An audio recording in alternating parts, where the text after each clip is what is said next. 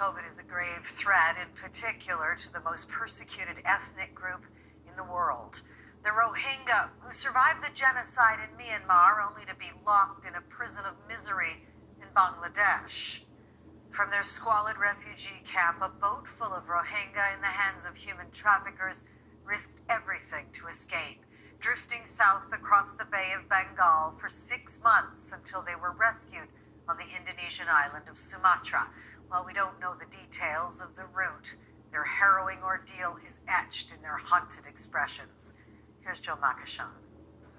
Even now, finally on land, nearly 300 weak, sick, and hungry stayed huddled together, crouched and packed tight like they were on this boat, at sea for 6 months, counting at least 30 deaths as they were repeatedly turned away by countries who couldn't or wouldn't help them. Unless we address the root cause, we are going to see more boats that will perish in the Indian Ocean and more countries that will continue, because we're going to be testing Indonesia's sympathy.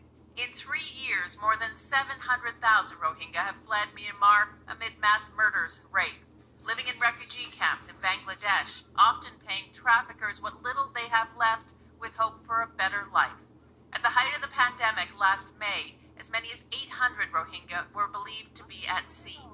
This group, including 30 children, was found sick and dehydrated in June. They were rescued by Indonesian fishermen. We have to engage in a systematic effort to try to find solutions with an S to a whole range and series of refugee crises which have been made much, much worse by COVID. Political will needs to be refocused, he says. The UN has condemned the human rights abuses in Myanmar, and countries like Canada have called it genocide, joining the fight in the International Court of Justice. This despite Canada's own acknowledgement of genocide against Indigenous peoples. Yes, we are not angels and we have a long way to go, but that does not stop us actually now standing with the rest of the civilized world to stop the worst forms of serious international crimes. In the meantime, more Rohingya will risk their lives on the water. With doors closing in Malaysia, Thailand, and Bangladesh at a breaking point, Indonesia will continue to shelter the 300 refugees rescued Monday, but there's no commitment for those who still might come. Lisa. Such an ongoing tragedy. All right, Jill. Now, today,